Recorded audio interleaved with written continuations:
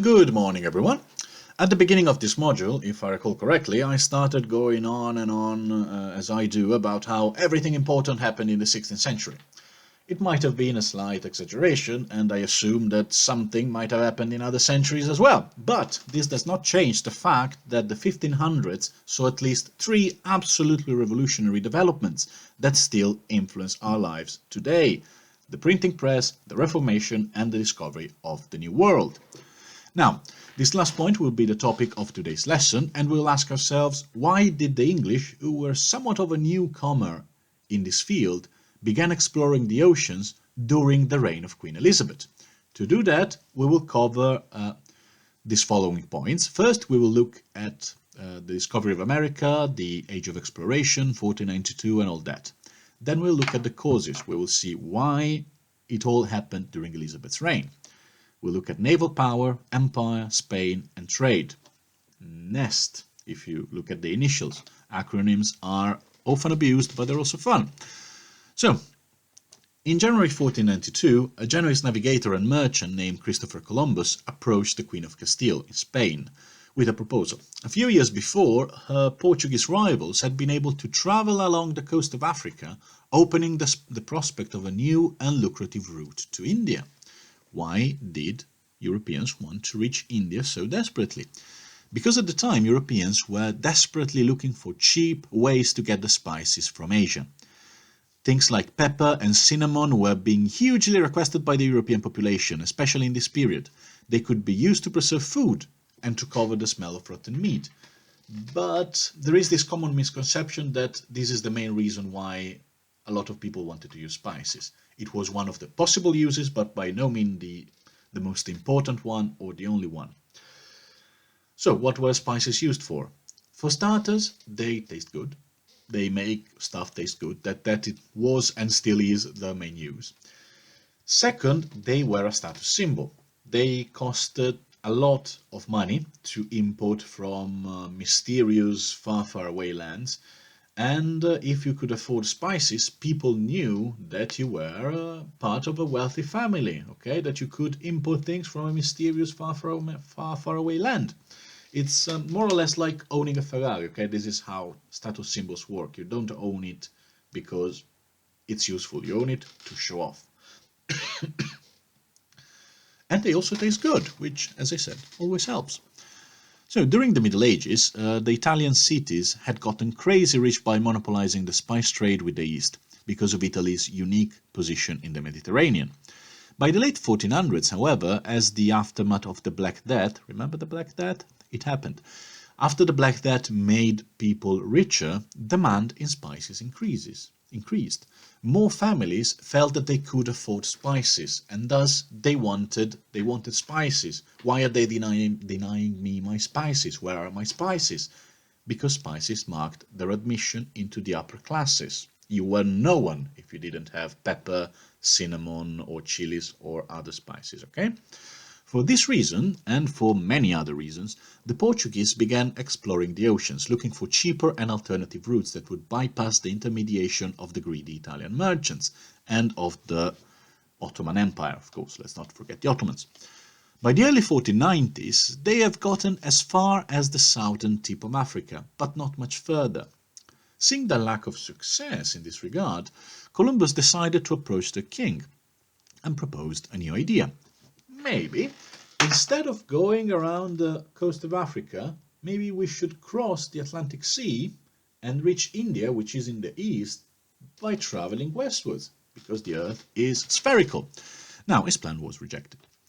Not because, as many today believe, late medieval people thought that the Earth was flat. On the contrary, everyone who had even a tiny bit of education knew that the Earth was somewhat spherical. And by using several very easy experiments, they even precisely calculated the circumference of the Earth.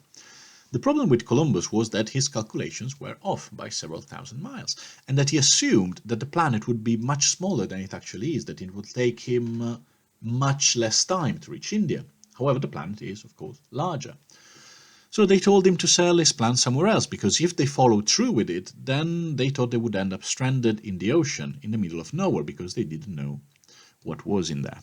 So Columbus decided to go to Spain, where after some resistance his ideas were accepted. With 3 ships he sailed westwards, and on the 12th of October 1492 he found India. Except that it was not India, it was America, but they did not know that yet.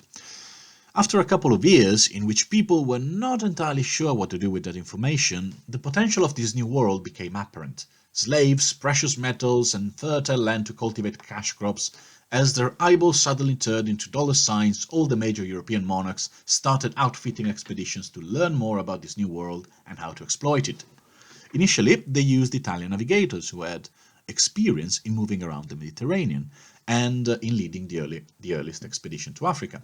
One of them was John Cabot, Italian name was Giovanni Caboto, was another Genoese who was employed by England's own King Henry VII to explore the oceans to the west of England, and he came back with the first map of North America. He's considered the person who discovered North America, even though, as we all know, people already lived there.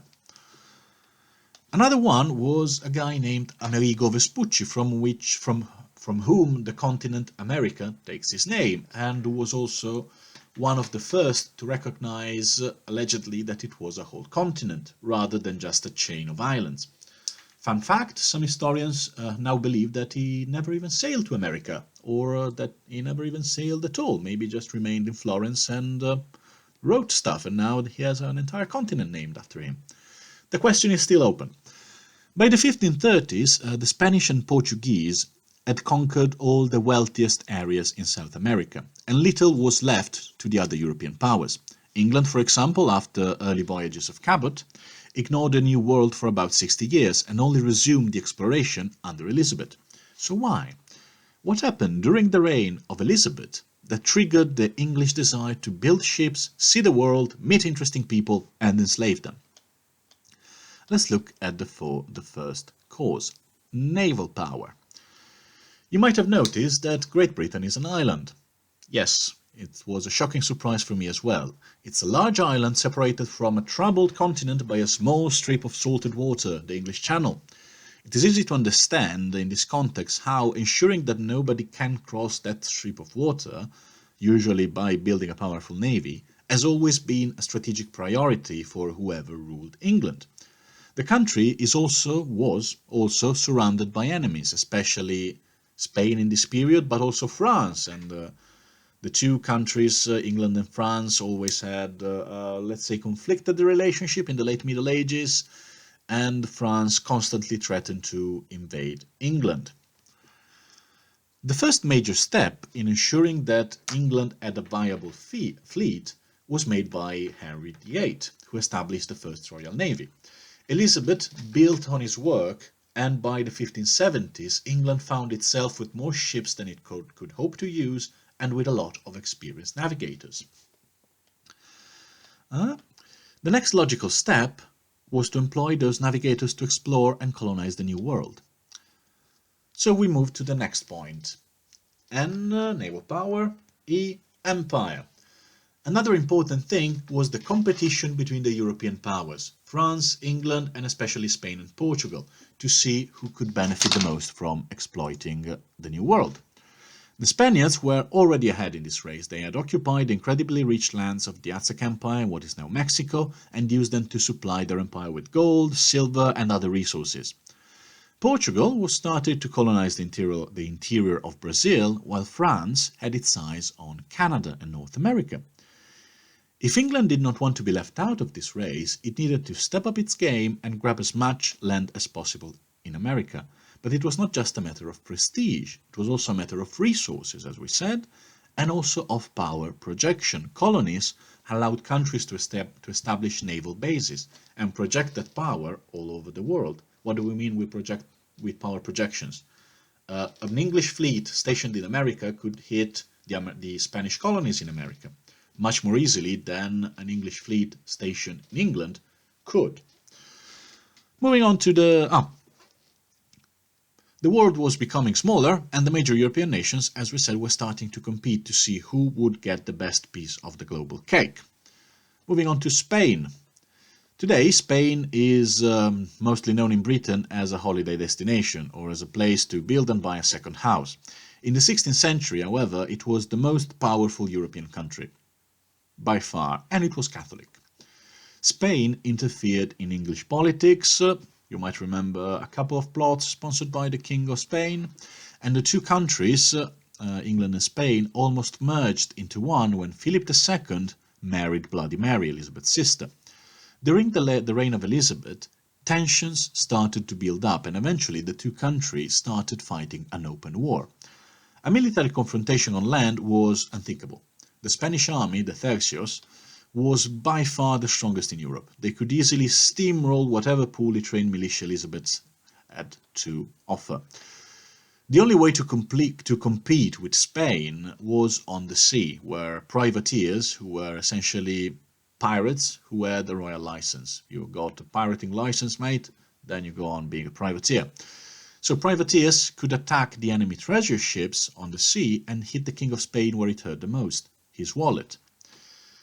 This was one of the main reasons why so many English navigators start appearing during this period. They were needed to fight the war against Spain in the oceans. And now we got to the final point, trade.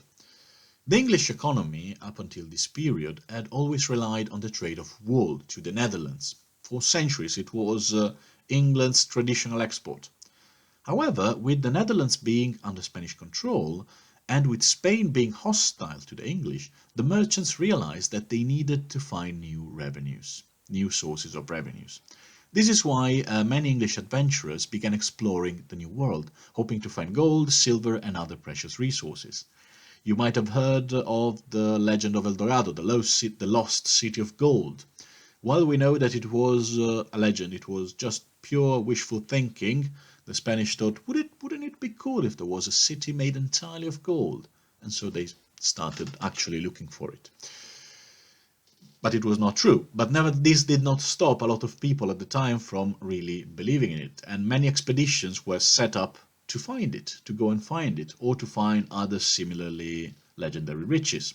Fun fact, there was a very similar legend in Russia when in the 16th century, around the same time, where people started exploring the north of Russia. We got similar legends of this land inhabited by witches and by monsters, in which all the buildings are made of gold, in which everything is made of gold, this sort of thing. So it's a common legend around the world. So obviously they never found El Dorado, but they found Virginia instead. No gold or silver, but the opportunity to gain ludicrous amounts of money by growing cash crops and by trading slaves. So, in conclusion, those were the 4 nest causes of the English voyages of discovery, which I hope gave you a window into what was going on in the 16th century, what people thought, what were their interests, what pushed them. To summarize, naval power. Britain is an island, ships are needed to defend it. Empire. All the other cool kids were conquering America. England wanted a piece of it too. 3. Spain. The only way to fight against the largest European power was naval warfare, therefore more ships. And 4. Trade. The New World promised untold riches. As always, looking forward to see what you can write, and see you next time.